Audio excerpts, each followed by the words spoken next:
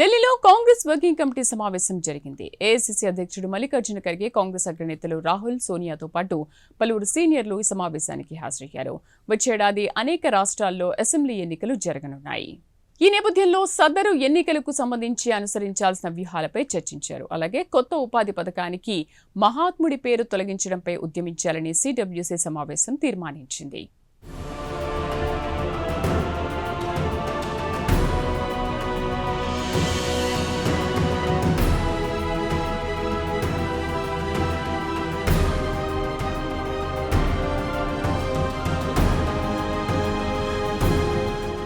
ఇటీవలి కాలంలో కాంగ్రెస్ పార్టీకి వరుస ఓటములు ఎదురయ్యాయి. హర్యానా, మహారాష్ట్ర, ఢిల్లీ, తాజాగా బీహార్లో అసెంబ్లీ ఎన్నికలు జరిగాయి.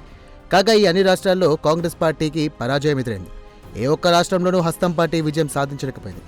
ఈ వరుస ఓటముల నేపథ్యంలో తాజాగా ఢిల్లీలో కాంగ్రెస్ వర్కింగ్ కమిటీ సమావేశం జరిగింది.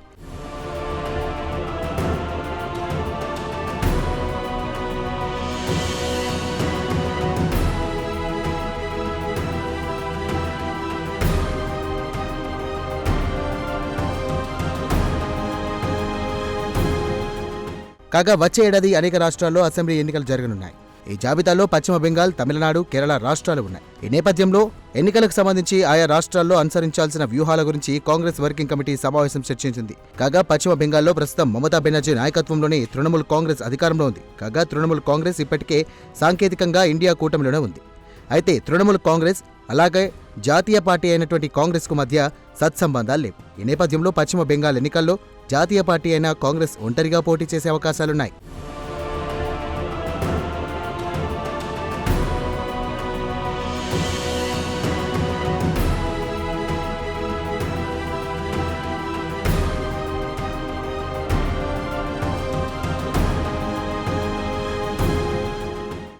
అలాగే కేరళలో ప్రస్తుతం ఎల్డీఎఫ్ కూటమి అధికారంలో ఉంది. సదరు ఎల్డీఎఫ్ కూటమిలో అధికారంలో ఉన్న సిపిఎంతో పాటు కాంగ్రెస్ పార్టీ కూడా భాగస్వామ్య పక్షంగా ఉంది.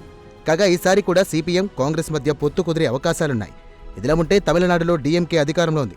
కాగా కాంగ్రెస్ పార్టీకి డీఎంకేకు ఇప్పటికీ సత్సంబంధాలు కొనసాగుతున్నాయి. ఈసారి కూడా రెండు పార్టీల మధ్య పొత్తు కుదిరే అవకాశాలున్నాయి. ఈ నేపథ్యంలో కాంగ్రెస్ వర్కింగ్ కమిటీ సమావేశంలో రాబోయే ఎన్నికలకు సంబంధించిన అన్ని అంశాలను కూలంకషంగా చర్చించినట్లు సమాచారం.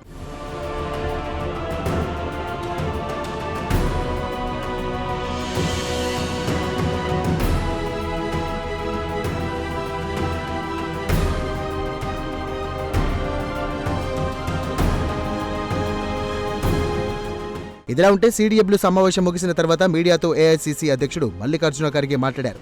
కాగా కొత్త జాతీయ ఉపాధి చట్టానికి మహాత్ముడి పేరు తొలగించడాన్ని సిడబ్ల్యూసీ సమావేశం సీరియస్ గా తీసుకున్నట్టు ఆయన వెల్లడించారు. గ్రామ స్వరాజ్యం కోసం అహర్నిశలు కృషి చేసిన మహాత్ముడి పేరును కొత్త జాతీయ ఉపాధి చట్టానికి తొలగించడంపై తాము దేశవ్యాప్తంగా ఉద్యమం చేస్తామని ఆయన వెల్లడించారు.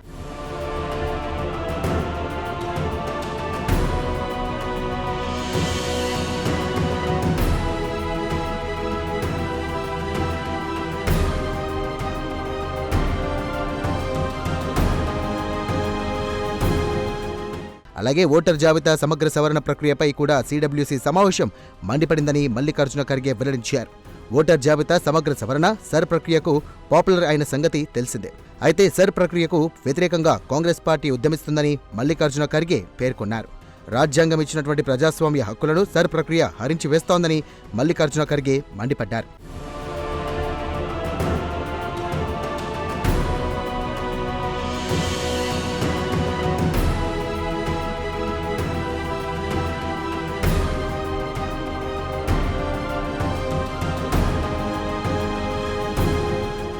కాగా కాంగ్రెస్ వర్కింగ్ కమిటీ సమావేశానికి తిరువనంతపురం ఎంపీ శశి థరూర్ కూడా హాజరు కావడం విశేషం. శశి థరూర్ కాంగ్రెస్ టికెట్పై లోక్సభకు ఎన్నికైనప్పటికీ పార్టీ లైన్కు భిన్నంగా ప్రధాని నరేంద్ర మోదీ సర్కార్ విధానాలపై ప్రశంసలు కురిపిస్తూ వివాదాలకు కేంద్ర బిందువుగా మారిన సంగతి తెలిసిందే. కాగా తెలంగాణ ముఖ్యమంత్రి రేవంత్ రెడ్డి కూడా కాంగ్రెస్ వర్కింగ్ కమిటీ సమావేశానికి హాజరయ్యారు.